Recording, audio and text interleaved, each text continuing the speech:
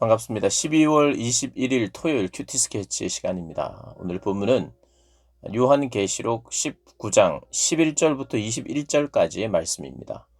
오늘 본문은 이렇게 시작합니다. 또 내가 하늘에 열린 것을 보니 보라, 백마와 그것을 탄 자가 있으니 그 이름은 충신과 진실이라. 그가 공의로 심판하여 싸우더라. 그 눈은 불꽃 같고 그 머리에는 많은 관들이 있고 또 이름 쓴 것 하나가 있으니 자기밖에 아는 자가 없고 또 그가 피 뿌린 옷을 입었는데 그 이름은 하나님의 말씀이라 칭하더라. 하늘에 있는 군대들이 희고 깨끗한 세마포 옷을 입고 백마를 타고 그를 따르더라. 그의 입에서 예리한 검이 나오니 그것으로 만국을 치겠고 친히 그들을 철장으로 다스리며 또 친히 하나님 곧 전능하신 이의 맹렬한 진노의 포도주를 밟겠고 그 옷과 그 다리에 이름을 쓴 것이 있으니 만왕의 왕이요 만주의 주라 하셨더라. 오늘 본문은 백마를 탄 자 곧 주님께서 이 땅에 오셔서 이제 심판하시는 내용이죠. 특별히 14절에 보면 하늘에 있는 군대들이 희고 깨끗한 세마포 옷을 입고 백마를 타고 그를 따르더라 이렇게 이야기합니다. 깨끗한 세마포 옷을 입고 백마를 타고 그를 따르더라 라고 하는 것이 마치 이제 성도를 상징하는 것 같이 느껴집니다. 물론 이제 성도들이 함께 주님이 심판하시는 이 심판에 참여한다는 의미로 우리가 볼 수 있겠으나 이 내용을 성도들이 함께 참여하여서 이 땅에서의 그 어떤 전쟁과 같은 거, 아마겟돈 전쟁이라고 이름하는 그 전쟁에 성도들이 참여해서 우리 주님과 함께 이 적들을 심판하고 죽이고 그래서 결국에는 승리한다 이렇게 해석해서는 문제가 큽니다. 그렇게 이제 생각할 때에 마치 십자군 전쟁과 같은 그런 어떤 이 땅의 역사 안에서 우리가 주님의 이름으로 나라를 빼앗는다든지 사람들을 죽여서 전쟁으로 승리한다는 개념으로 아주 역사에 뼈아픈 그런 실수를 저지르고 말았죠. 그것을 말하는 것은 아닙니다. 이것은 하나님께서 마지막 때에 사람들을 나라들을 심판하신다는 의미죠. 그분은 중요한 것은 그분이 공의로 심판하신다는 것이고 그 백마를 탄 자가 있는데 그 이름이 충신과 신실, 충성, 신실함, 진실함, 그 진실함으로 충성됨으로 신실함으로 공의로 심판하시는 모습을 보여줍니다. 그분이 누구냐? 만유의 왕, 만유의 주요. 만왕의 왕이고 만주의 주라고 고백하고 있지요. 근데 그분이 어떤 일을 하셨는가? 아까도 말씀드렸듯이 공의로 심판하면서 싸우는 것. 이게 싸우는 것이 우리가 어떻게 보면 뭐 싸울 필요가 있는가?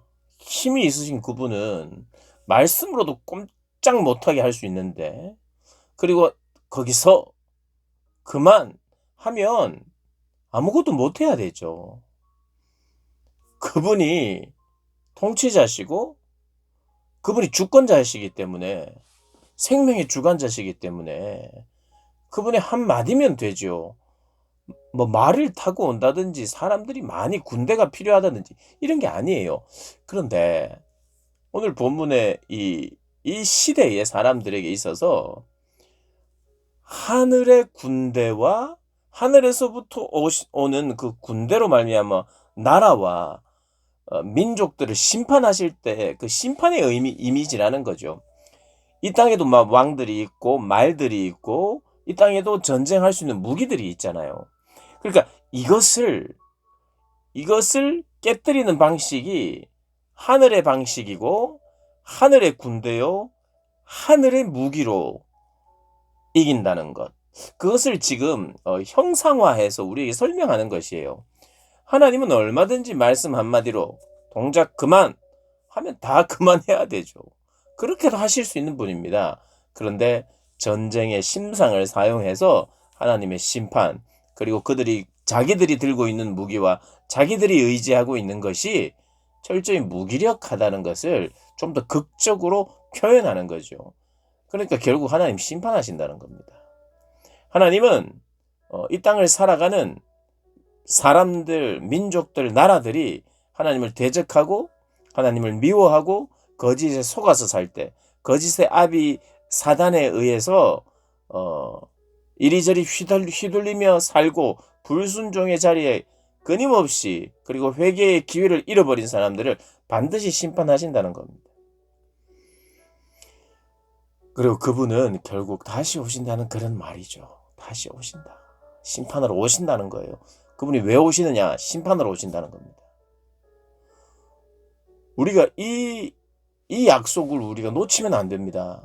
우리가 천국 가는 거, 천국 가야 한다. 나는 예수 믿고 천국 가야 한다. 이 개념이 우리에게 있어야 되는 게 맞아요. 그런데 주님이 다시 오신다라고 하는 개념이 우리에게 더 중요하게 자리 잡아야 됩니다. 신약 성경은 총 이게 한 240장으로 이루어져 있는데, 여기에 매 장마다 다시 오실 주님에 대한, 재림에 대한 약속이요, 2장에 3번 정도 재림에 대한 약속이 나와요. 신약 성경에 300번 넘게 240장 이 장수에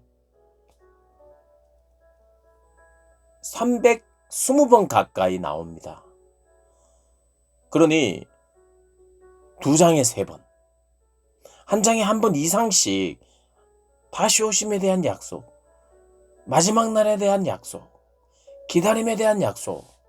그러니까 우리가 천국 가는 것에 대한 그 소망보다 주님이 다시 오신다라고 하는 소망, 그리고 우리가 주님이 다시 오시기 전에 우리가 죽어서 천국 가더라도 주님의 재림 때 우리가 이 땅에 함께 이 땅에 존재하고 거하게 됩니다. 우리의 몸도 다 부활하기 때문이죠. 죽은 자들 그 모두가 부활하여 하나님의 공의로운 심판을 경험하게 되죠. 주님은 다시 오셔서 심판하시는 분이십니다. 재림하시는 분, 그분을 기다리는 것.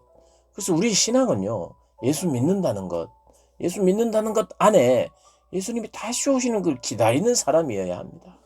예수님이 다시 오시는 걸 기다려야 돼요. 왜 기다립니까? 그분이 와주셔서 심판해 주셔야 되니까, 그분이 공의로 심판을 해 주셔야 돼요.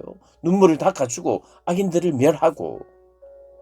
우리도 악인이었지만 우리가 예수의 이름을 믿고 예수의 하신 일을 믿을 때 우리가 구원받는 존재가 되었기에, 구원받기 위하여 예수를 믿고 예수를 기다리는 자들이니 주님이 오시면 우리에게 기쁨이죠. 구원자가 오심이 기쁨이죠. 그런데 구원자인 동시에 심판주라는 걸 우리가 꼭 기억해야 됩니다. 그분이 오셔서 심판도 하시는데요. 어제 본문에도 나왔지만 심판하시는데 성도와는 결혼을 합니다. 이게 참 성경의 역설이면서도 참 의아한 내용이에요. 여러분, 심판 다 끝내놓고 결혼식 하면 되잖아요. 그런데 결혼식과 심판이 같이 일어납니다. 뭐 똑같은 시간에 여기는 결혼하고 여기는 전쟁하고 심판하고 이런 의미라기보다는 그것을 같이 설명하고 있어요. 어린 양의 혼인잔치, 그 구원의 기쁨을 소개하고 있으면서 그 구원의 기쁨이 극대화되기 위하여 하나님의 심판이, 또 엄중한 심판이 일어나고 있는, 참 성경은 그래서 어떻게 보면 어렵지만 이 역설적인 것을 통해서 우리로 하여금 생각하게 하고 묵상하게 하면서, 그 하나님의 진리의 말씀이 이런 생각하도록 만들고 곱씹도록 만들고, 또 그래서 더 기억하도록 만들고 더 대비를 시키면서 천국에 대한 어떤 그림을 우리에게 소개하고 있습니다. 여러분, 그래서 우리는 성경대로 이해하고 믿어야 돼요. 성경이 말하는 대로, 성경이 묘사하고 있는 마지막 날, 성경이 우리로 하여금 기다리라고 하는 그 주님을 우리가 알고 기다리고 믿고 따라야 한다는 것, 그것이 우리의 신앙이라는 것, 여러분 결코 잊지 마시고 주님의 다시 오심을 기다리고 그 혼인잔치를 베푸실 주님을 기다리고 거룩한 신부로 우리가 준비되어야 된다는 걸 기억하면서 오늘 하루하루를 그렇게 살아내시는 저와 여러분 되시기를 주님의 이름으로 축복합니다.